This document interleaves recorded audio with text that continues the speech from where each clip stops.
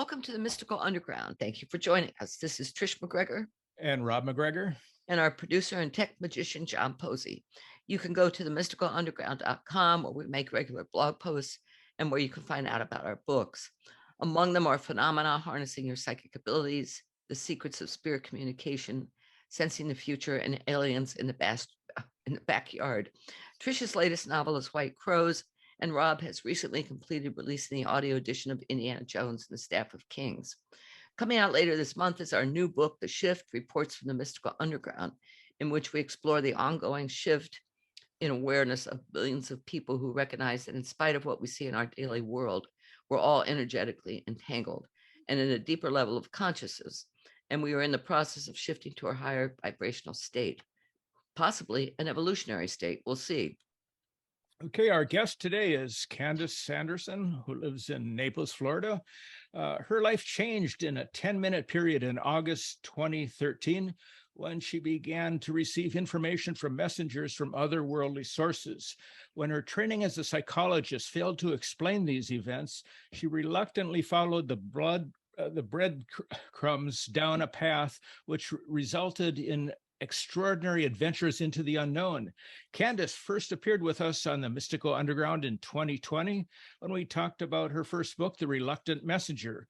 And we talked to her in February of this year, 2022, about The Reluctant Messenger Returns, that chronicles her expedition across the vast expanse of universal consciousness that led to new truths about life that she thought she had known so well. Her new series, From the Reluctant Messenger, highlights some of her more memorable explorations into other dimensional spaces. The most recent one, called Close Encounters, takes a new, unexpected turn for Candace.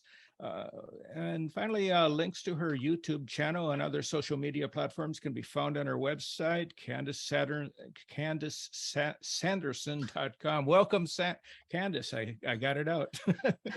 You did it, Rob. Yes, you did. Okay. Oh, Rob and Trish, thank you so much for having me back. It's so good to be back in a normal situation right now. Well, tell us about this hurricane that you were in the middle of in Naples. Oh my goodness. Luckily, I had moved a half a mile inland because I live on the coast, but I moved a half a mile inland to my daughter's house. And that made all the difference. Now, I have lived in my condo for over 30 years, and we've had hurricanes before, but we've never had a storm surge like what we had with Hurricane Ian.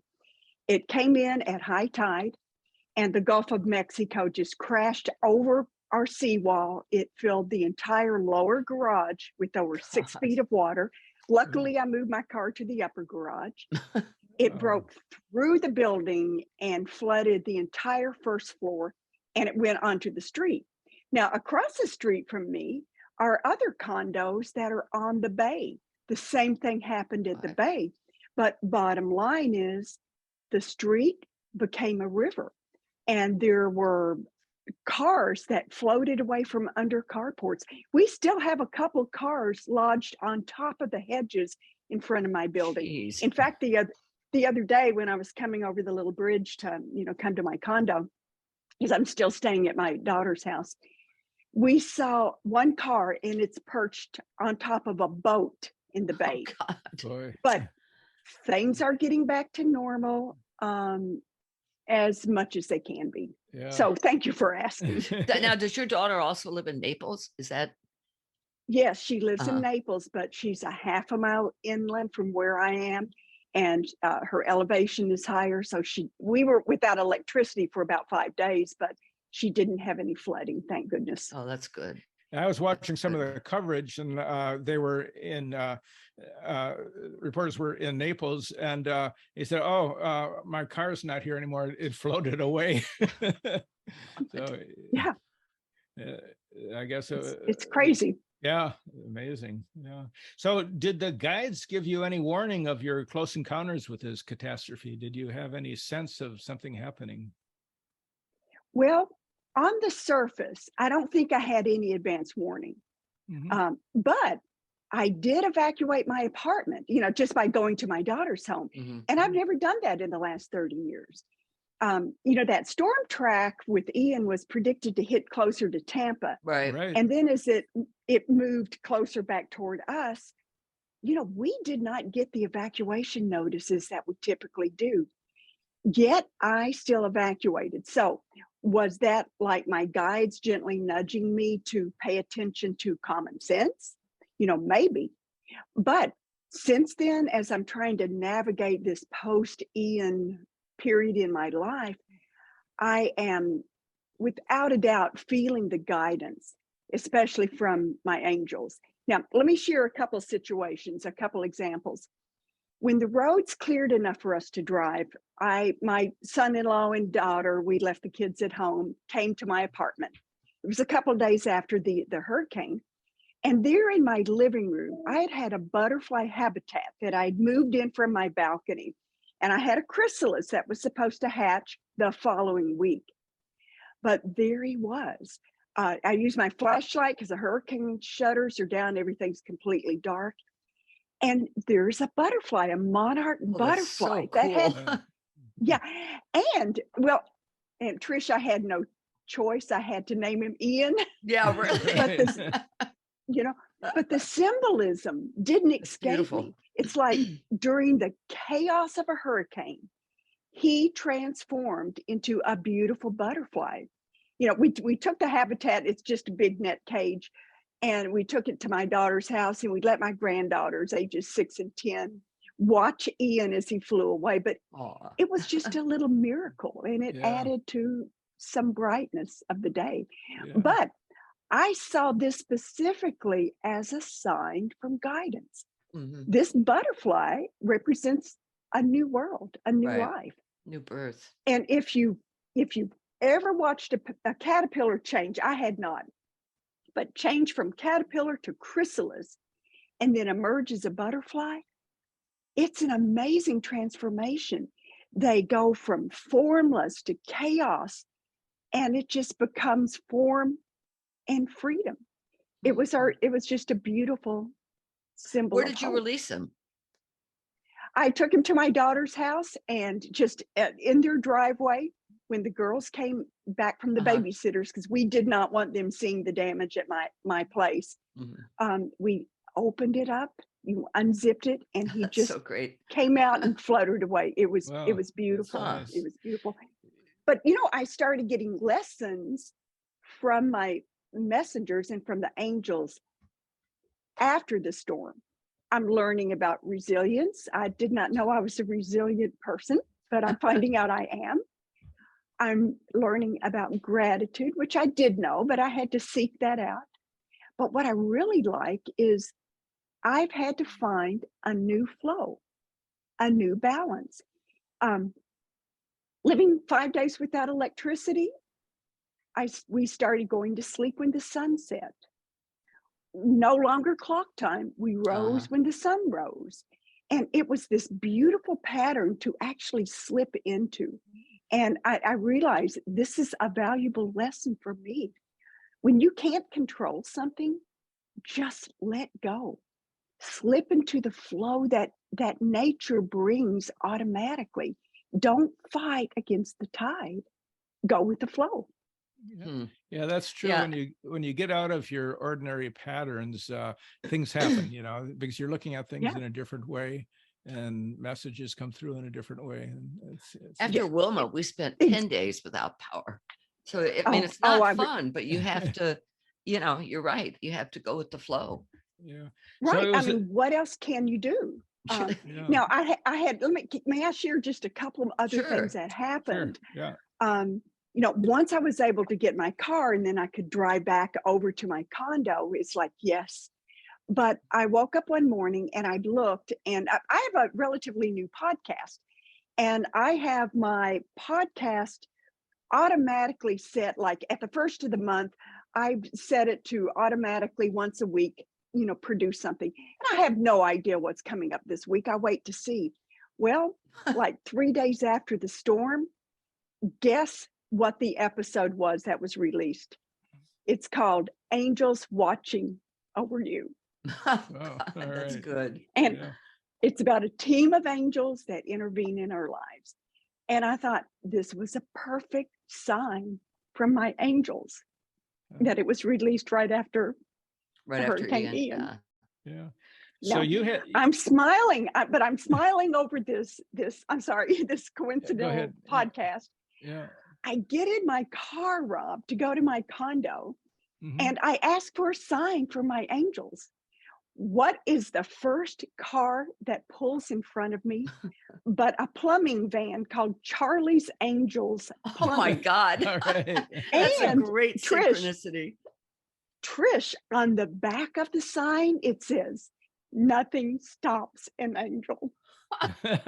Wow, that is And great. it was perfect. So although those angels and guides may not have forewarned me, maybe this is something I needed to learn and Mhm. go through. I can feel their guidance every step of the way in this aftermath. Right. Candace, could I use, I'm doing a book called Mind Blowing Synchronicities. I think that angel thing qualifies. Could I use that in the book? It's really terrific. Absolutely, Charlie's absolutely. Angels. And God.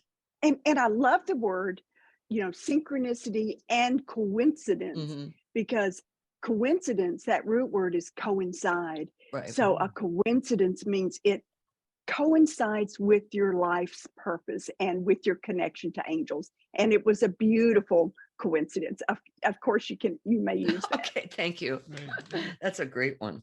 So you had a close encounter with Ian, but you also had an experience at a workshop earlier this year when the messengers or new messengers showed up, revealing themselves as apparently as alien beings. Yes. So I'm wondering, did you have much interest in aliens before that experience? Had you read many books on the subject? Well, explain too, this happened at the Monroe Institute, right? Yes. Which Yes. basically studies the nature of consciousness. Yes, it Okay. does.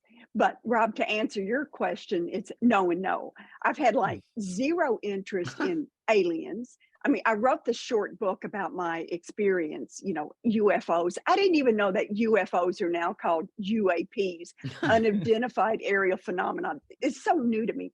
Yeah, of course, I've heard stories about, aliens, but I don't own any books about them. And I actually don't remember ever reading a book about them. Now, let me tell you about the movies. I've seen Close Encounters of the Third Kind. I've seen E.T., where he's, phoning home. Sigourney Weaver's movie Alien and Contact with Jodie Foster. But that's about it. I didn't have any interest in ETs. If anything, I felt a little, well, I don't want to say fearful, that's too strong of a word, but I felt a little hesitant about them. It's like I just didn't have any desire whatsoever to make any kind of connection. It's like, no, thank you. So you've never seen any UFOs, anything in the sky, or any Nope. sense before? Huh. Okay, yeah. Well, tell us No, about your. and Yeah, go ahead. okay, yeah, no, I haven't seen any, but nor have I looked for any. It's like, that stuff is Right. just seems so far out there. Now, realize me, someone who was trained as a psychologist, who's now channeling non-physical entities. So if it feels strange to me, it's pretty strange. But Yeah. Tricia, you're right. When I wrote the book, I did not use the name of the institute in the book, but I was at Monroe Institute in Virginia, and I was taking a class that, on first glance, it didn't seem like it was related. It was a class called NDE, Near Death Experience Spectrum. So, we were, well, first of all, Monroe Institute uses sound-based technology. They use something that's actually called Monroe Sound Science. It's a combination of binaural beats and other, sound technology. It's the HemiSync, right? Well, it's not HemiSync. It's an upgrade from that. HemiSync is binaural beats. So they use the binaural beats, but they layer it with other sound-based technology. So this is a relatively new, right? They're always improving. But as a participant, I always say this is a lazy person's way to meditate. All you have to do is put on those big headphones, kick back, close your eyes, and that's it, because the frequencies take you where you need to go. Now, Monroe, of course, they're known for, helping people have out-of-body experiences. But here I am at near-death spectrum, and we're going to be put into those frequencies where you're with those that are out of body. So now I can understand why it would have come to me, why this experience happened. But the program was not designed to meet ETs. And I'm really glad it wasn't, because otherwise I would have thought, oh, you just made this up. It was wishful thinking. But it happened on the very first full day of the program. We were having what's called a free flow meditation. So there's no verbal guidance. We go to our rooms. We're just relaxing. Immediately, I start getting a message. That's what I do. That's not new to me. So I grab my iPhone, I hit record, because I want to record what's happening in real time. That way I don't have to remember it. I started getting a channeled message, and it sounded like the muses within, who were like some of the first messengers that I had. Very beautiful prose, very poetic, like everything is energy. It's the breath of the flower as she whispers in the wind, the current of an eagle as she glides through the sky. It's just gorgeous. And then, boom, it changed. Now, do you speak into your phone as you're getting these messages? Yes, absolutely, because it's like dictation. I hear, well, air quote, hear the words. And if I make a mistake, they'll say, correct that. They tell me how to end a sentence, when to start a new paragraph. I mean, it's really easy for me. That's great. I know. I don't have to do any work other than record it. But you know what? That just sounds so weird, because as a psychologist, I didn't believe in this. If you couldn't measure something with your physical senses, it didn't exist. And then now I'm in this totally different world. But all of a sudden, as I'm getting this message, everything changes. You can feel it with the energy. It's not just the wording, but it's like, oh, something's going on here. And I knew it was a new messenger. And the next words that came out were, all sensors are open and prepared for you to receive the data from other sources. Wow. So it comes with a pattern that's very different. The words are very different. And it's like, okay, we're just going to step back and observe, see what happens. Then I'm recording what's going on, and I'm actually like bilocating, in a sense, because there's the observer that's watching everything. And then there's me also as the experiencer. And I found myself slipping into what I can only describe as a personal small flying machine. It molded to me, to my physical form. It's like slipping on a glove, a buttery, soft leather glove. It's tight, but it's comfortable. And this aircraft or whatever was made just for me. And then I felt and actually could see electrical current coming from the aircraft into my body, pouring through my cells. And there were like sparks that flickered and sputtered like an electrical short. And when you fry an electrical circuit unintentionally, plug something in the wrong way, and you get that ozone smell, I actually smelled that ozone. But my body my physical body just like melted and liquefied, oh my goodness, into the skin of the machine. I'm just now getting this. This is just like what happens with the caterpillar when it becomes a chrysalis. It liquefies. I just now That's incredible. I've got cold chills now. Before it transforms into this butterfly, but there's no boundary now between me and the machine. We are one.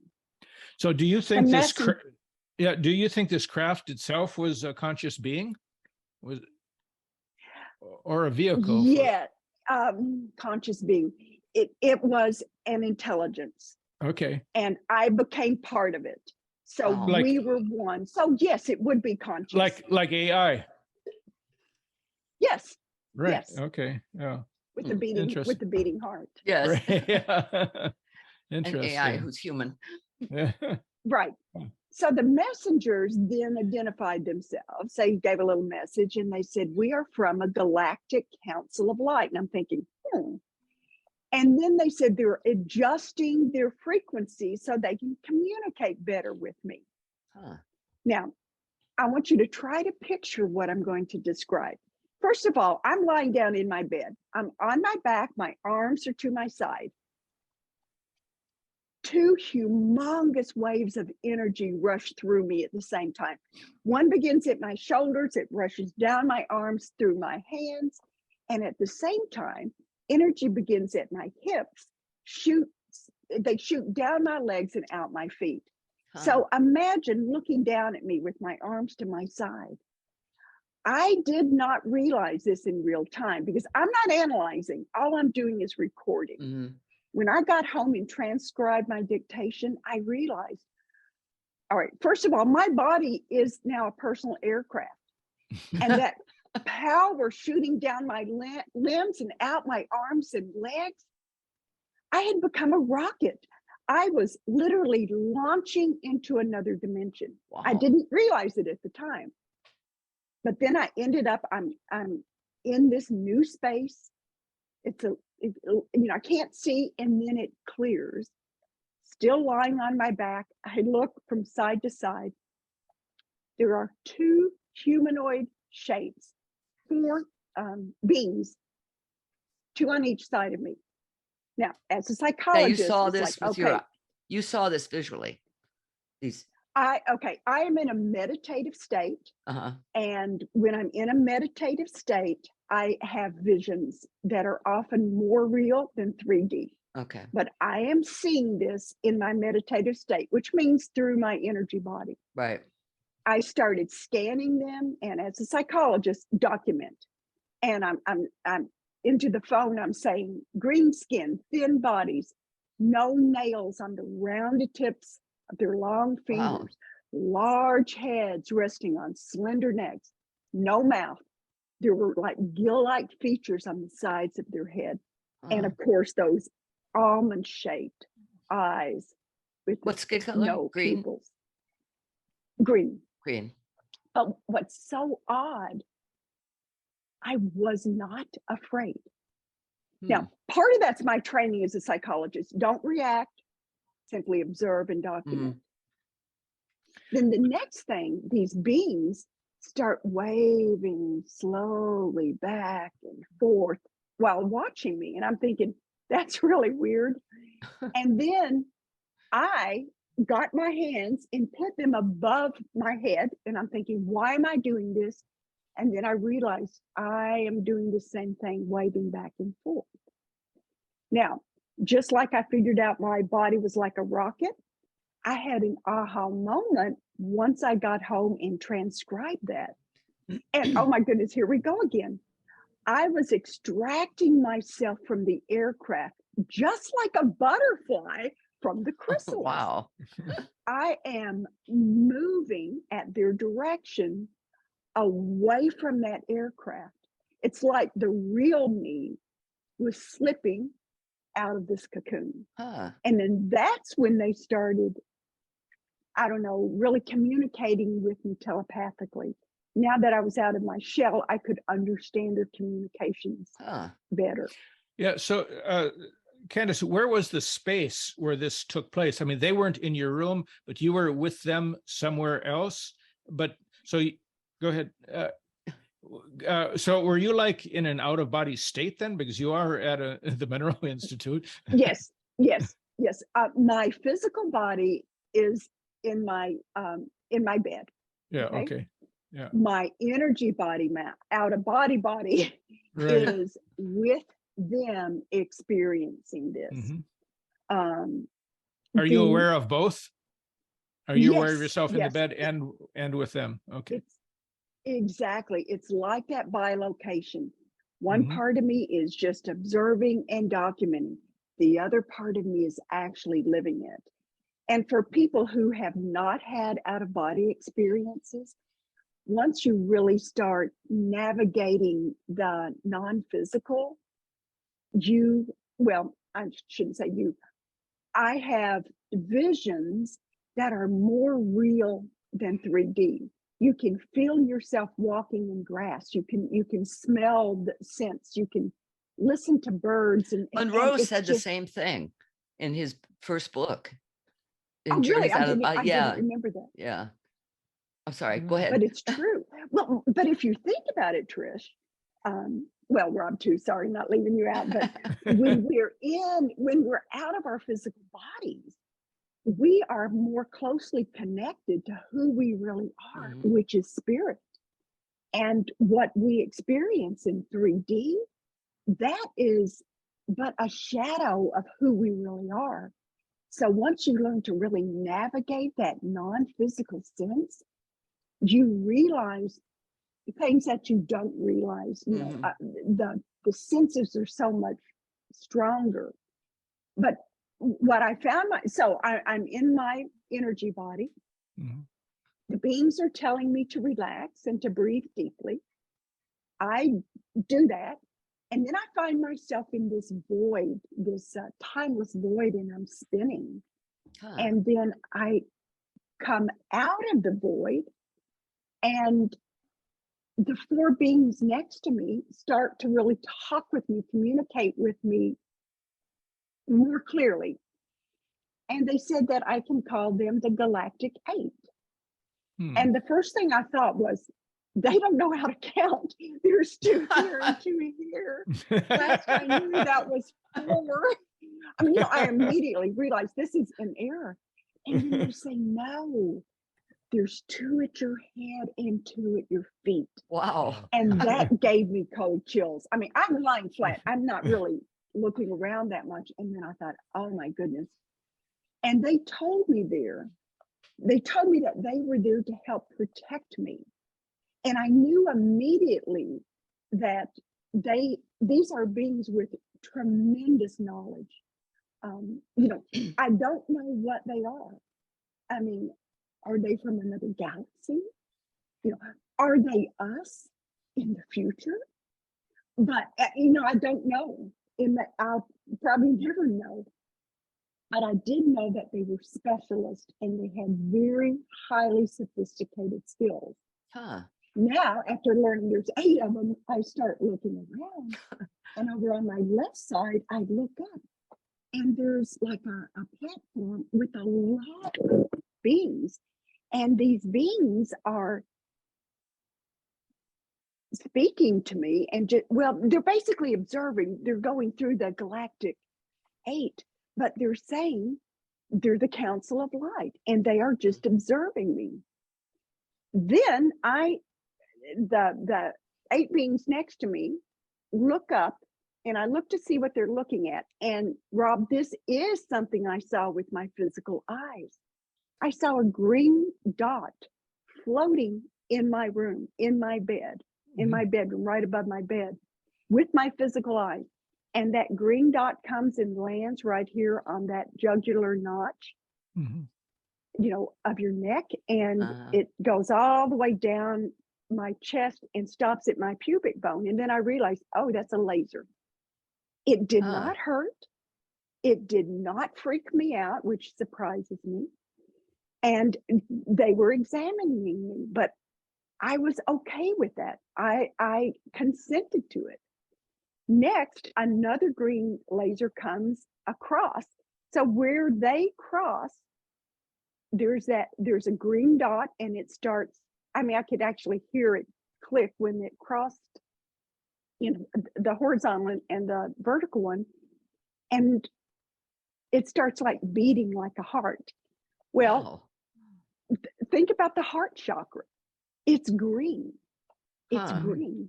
Yeah. And then the beings told me, and there's more to it than this, but they told me that this was like a homing beacon, and they could find me and I could locate them using that beacon. Now, a few minutes later, everything just kind of melted and faded, and I found myself back in my bed, in my physical body, at the Monroe Institute. But something happened a couple days later.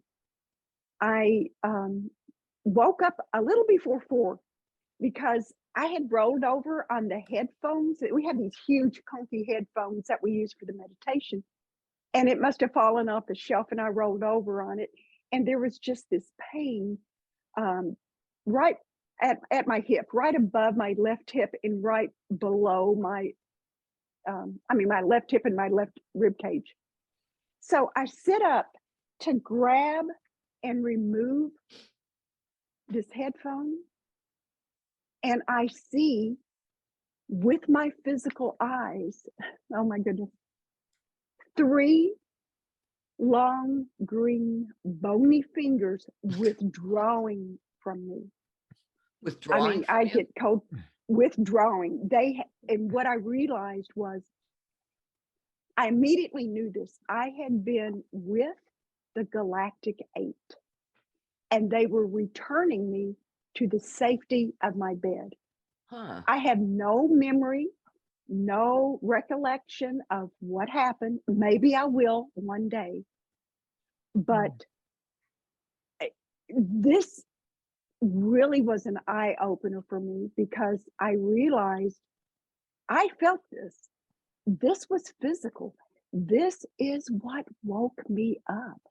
And if I had any kind of doubts about the experience, well, it was just in and out of body, so it didn't really happen. It's like, no. I popped out of bed, and because it's like, there's no way I'm going back to sleep after that. Weren't you freaked out to see weren't you freaked out? I think I would have woken screaming. I was freaked out, but like immediately I knew they were returning me. They weren't trying to take me. But what really freaked me out is it made me realize the event that had happened a few days before was true. It was real. That's the part that freaked me out. There's as many years as I've been channeling, and I know how true many things are that sound bizarre, and then I end up getting documentation and it validates what happened is true.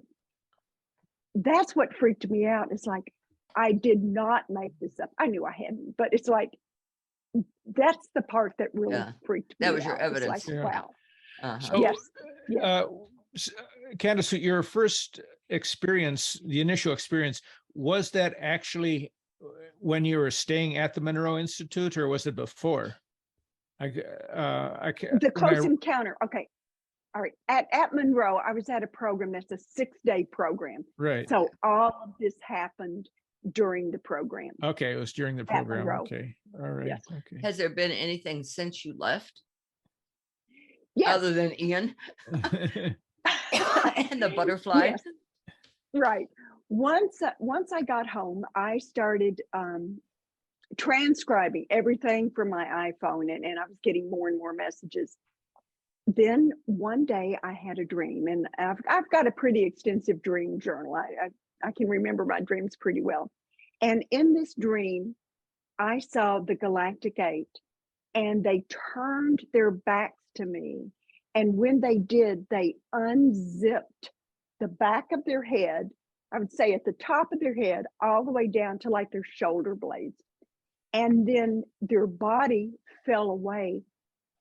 And I looked, and what I could see was this cluster, this conglomeration of bones, of just skeletal structures.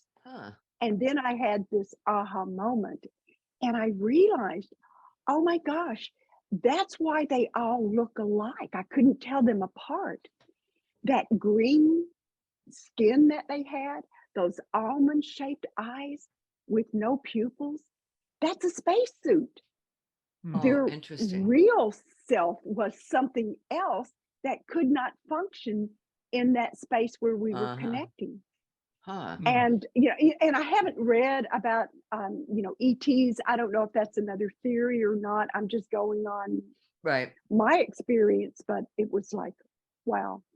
And then I had another message. Well, I mean, I've had several, but one was they told me, and this was also in a dream state. I woke up And I knew I had been with the Galactic 8, and they told me to contact a woman, somebody I know. She used to live in Naples. She lives in Tennessee now. And I had her, contact information. So I texted her and I said, I had this like really strange dream, and it was actually from these aliens, and I just wanted to like let you know. And she's psychic, so she knows it's okay to say strange things like that. She picked up the phone and called me. Huh. She was not in Tennessee. She was in Mount Shasta. Oh, And she wow. was getting ready to go up in the mountains to look for ETs. And it's interesting Jeez. because she was never interested in ETs either. But little by little, information is still trickling in from them. And although they've said that I can connect with them when I want to, I just haven't done that yet. I like to just kind of wait and see what happens Process naturally. everything. Yeah. So what was Yeah. what was the reaction of other people at the Monroe Institute at the workshop? You talked about this publicly to everybody, didn't you? Yes, I did. Monroe is great. Their trainers are very professional, and they know that it's important to honor everybody's experience. Mhm. They don't judge. It's a very safe place to share. Now, as soon as this was over, my first thought was, I'm not telling anyone. This is too bizarre. But then, I just felt like that was not real genuine. I felt like, as uncomfortable as I felt with sharing it with others, it's like, it's my truth. I need to Yeah, share it. exactly. So I did. And everyone was very accepting. And what's interesting is later, a couple of people came up to me and had these private conversations. They were really interested in ETs, and they shared their experience with me. So I'm glad I did share it, because it was my truth, and I just needed to, to tell that story. And I knew Monroe was a safe place to do that. What's your daughter think? Well, my daughter, I love my daughter.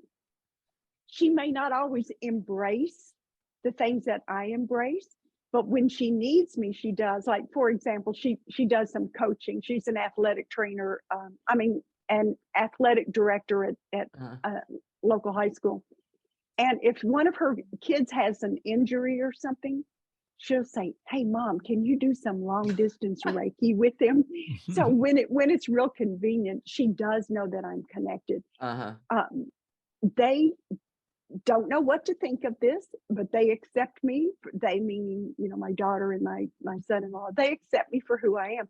But it's interesting because I didn't even tell my sisters about this until I was ready to produce the book. And then the book, the lady that does my book cover, she's excellent. She has a picture of an alien hand reaching down. Oh my gosh, Rob and Trish, the picture that she chose is exactly what I saw. Jeez. Three fingers, green.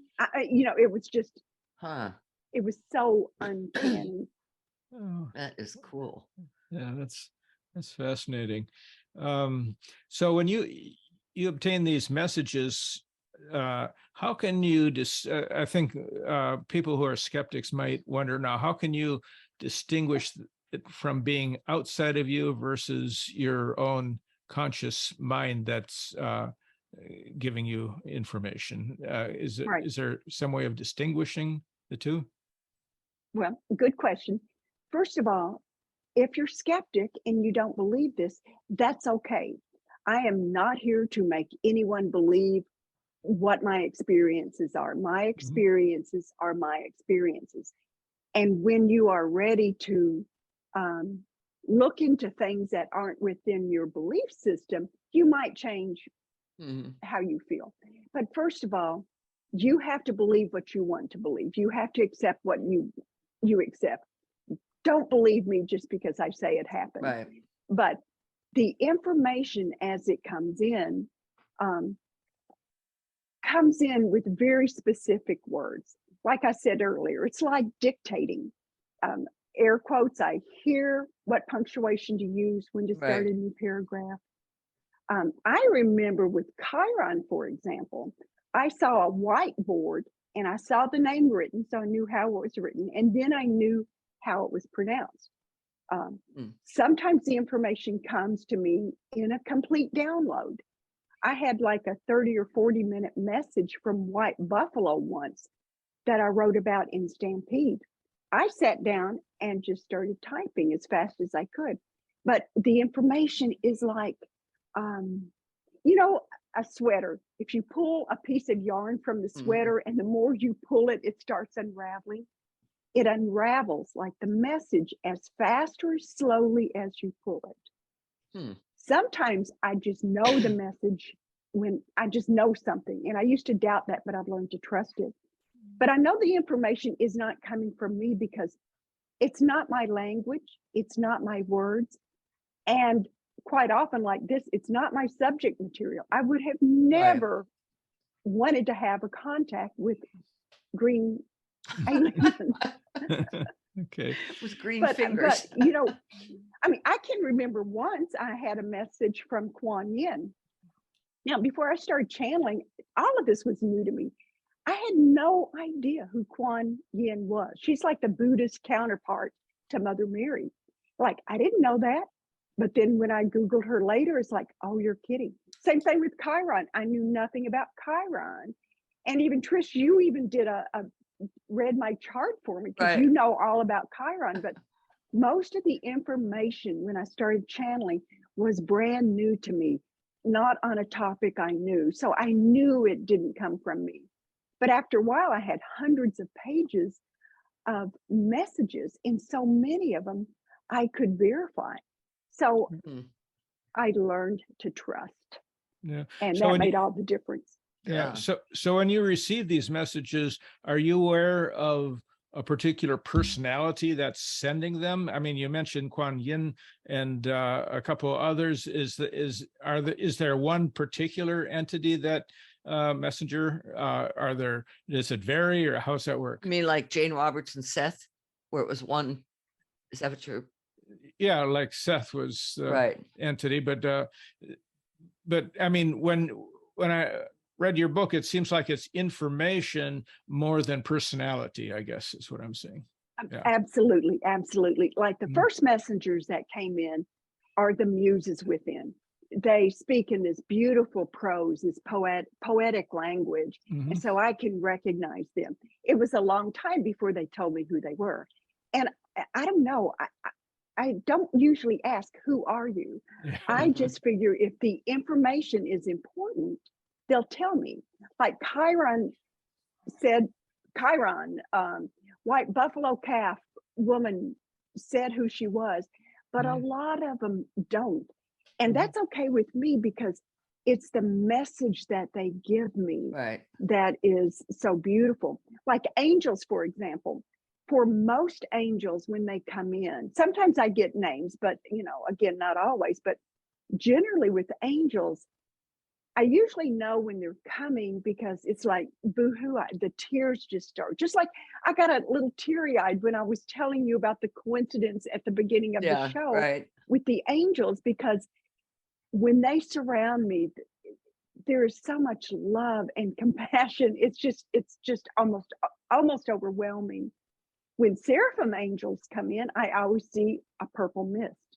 When Metatron comes in, I see Metatron in a Merkaba. Now that's a star tetrahedron, so a pyramid, one pointing up, one pointing down, and they're combined. When I first met him, air quotes, met him and had messages from him, I had no idea what a Merkaba was, and I had no idea that he was associated with it. But some of them come in such a way that you know who they are without knowing their names. But it's easy to, I'm pretty energy sensitive now, and it's pretty easy to understand when there's a new messenger. Just like the beginning of this message, when all of a sudden everything shifted with this experience. And it's like, whoa, what is this? I know this is different. Yeah. Um, Weird. This would make a great movie. We'll let you be the star in it, okay? Yeah, right. I'd totally freak out if something was, if I saw green fingers coming out of my back. I You had, know, I thought I would too, but immediately what I had that knowing that yeah, they were returning me, and if that made all the difference. yeah, I'm Now, sure it I mean, did. I obviously didn't sleep anymore for that night, but you know, the whole thing has amazed me that I was not really freaked out and frightened, because one of the messages that I got afterwards, once I got home and started processing, which I'm still processing, is, you know, I wrote a whole chapter in my first book about cosmic contacts. Uh, And many times they did not show themselves in physical form. So what makes me think they weren't these green figures with yeah, that's almond shaped true. eyes?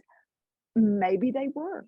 And so I've discovered that they are a subset of my messengers. Hmm, And I asked, like, why now? And why is this so different? And they said, I've grown and right. developed, and that I was actually ready for a communication like this, Mhm. which is much more interactive than what I've had before. Also, I mean, if you have that certainty that they're not there to hurt you, I think that makes a difference.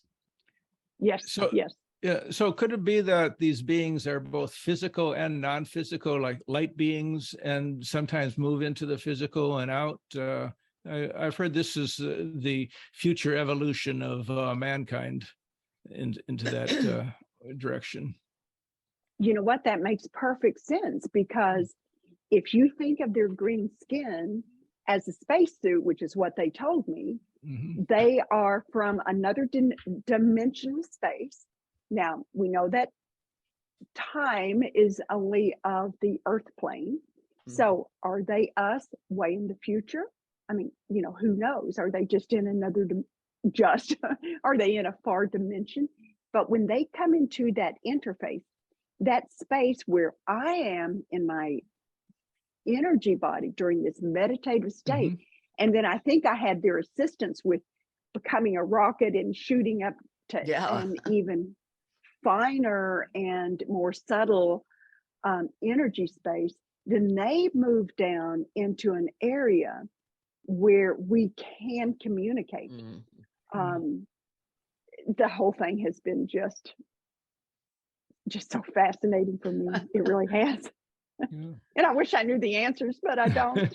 Yeah. Well, you're still learning, and it sounds like it's still a journey. So Yeah, it is. Had you been to the Monroe Institute before this? That your experience with the aliens, and Yes, I've been.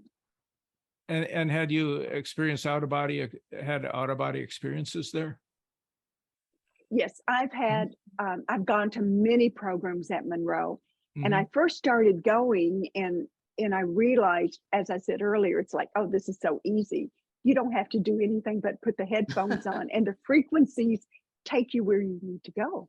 Mm-hmm. mm, And each time I would go to a program, I would come back a little different, a little changed. Now, I'm still going as that clinically based, very pragmatic psychologist, but it's uh, like, okay, I'm still open to see what happens. Mm-hmm. But each program, my baseline changed until I just reached this tipping point. And I went to one program and called Lifeline, where we actually helped people transition, right. people who have died, but they're still in their energy form and they haven't made their complete transition. And we've helped them transition to the other side. And when I did that program, 2 weeks later, I came home and I started channeling, because I had reached a Interesting. tipping point. And another thing is, I used to think in terms of an out of body experience as the typical floating above your body, turning around, seeing yourself in the Right. bed, touching the ceiling, going through a door. But I realized what I was experiencing was an out of body experience in many of the things I was doing at Monroe. it was not the typical, okay, walk through the door, Right. of your bedroom. But I was in such an expanded interdimensional space that I was witnessing and experiencing cosmic consciousness. I took one program called Obe Intensive, and William Buellman, before he retired from Monroe, gave this program. And he was saying that he no longer, of course, he's like one of the world's leading authorities on initiating out-of-body experiences. And he told the group, he said, I no longer just get out of bed, or get out of my body and go in my neighborhood and check what's going on. He said, I go out in the cosmos, I go further out. Okay. So what happened with me is I was having out-of-body experiences without actually realizing that's what they were. Why did he retire? But, I remember reading about I don't know. He just, he's still doing some things privately, and I follow him on Facebook, and we still connect. He's, we're trying to he's doing some online courses too. We were trying to get him to come on the podcast, but he did say he's retired. Yeah. When we asked. Oh. So oddly enough, Trish and I have been to the Monroe Institute, but not as visitors. As visitors, not as a program. Because we're visiting friends Nancy Scooter McMonigo and Joe McMonigo, and I don't know what we were doing exactly, but Scooter took us. She was I remember. Megan was looking at the UVA. Remember, she was looking to see if she wanted that's to go right. to University of Virginia. Right, that's why we were there. Yeah, and we'd known the McMonigos for a few years, and so Scooter gave us a tour of the place. We saw these little sleeping rooms. They look kind of small. they are small. They are small. Yeah. They're called check units, which is an acronym, CHEK, Controlled Holistic Environmental Chamber. It's, for those who haven't been there, it's like a single-sized bed, but it's like a sleeping berth on a train because they're built into the wall, and then you have these really dark curtains that you close, and all light is gone. But there's a couple lights if what lights on in the room, but that's where you do all of your experiences, your meditations in that check unit, and it cuts out any sound and light. And it really helps you get into that meditative state. Yeah. One thing I remember from that experience there was that there's a kind of an unusual big rock in the backyard of the facility there. What is that? Oh my goodness. It is like a 6 foot tall crystal that came from Brazil. It was actually much we have a larger picture of it, than Rob. that. Yeah, I know we do. Yeah.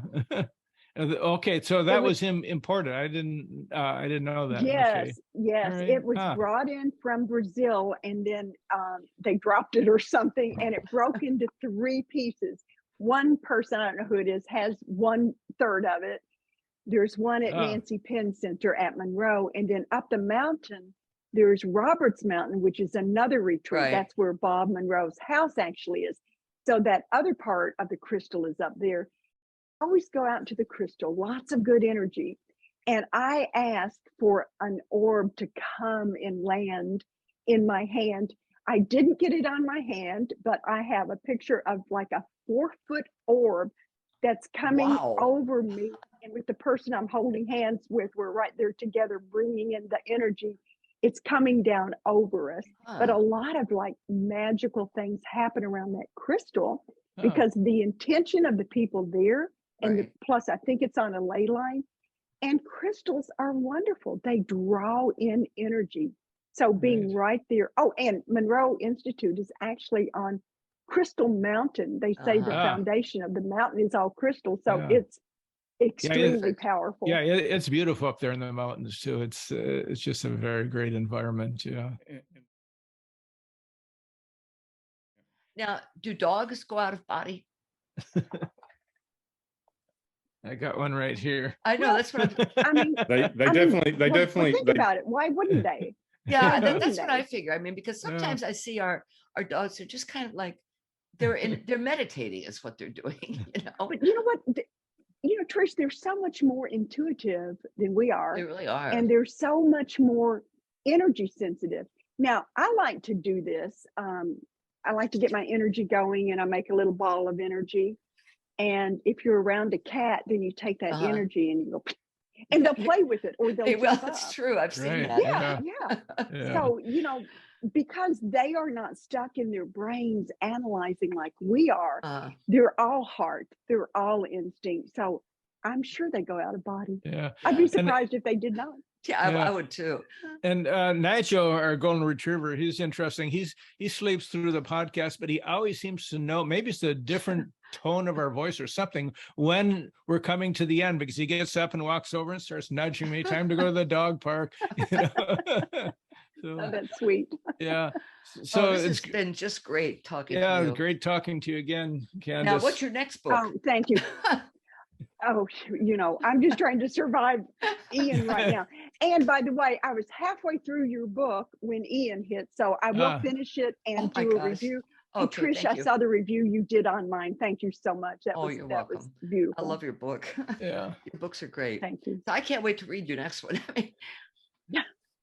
Me, I can't wait to find out what it is. Yeah, Candace, me either. Maybe you should be teaching other people how to do what you do. Oh, she does. She does online workshops. Yeah, I know she does.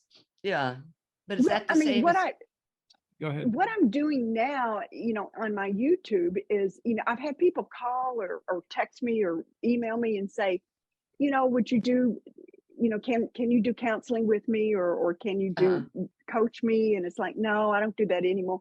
If I hadn't been a psychologist, maybe I would, but it's like, no, you got to have insurance and all this.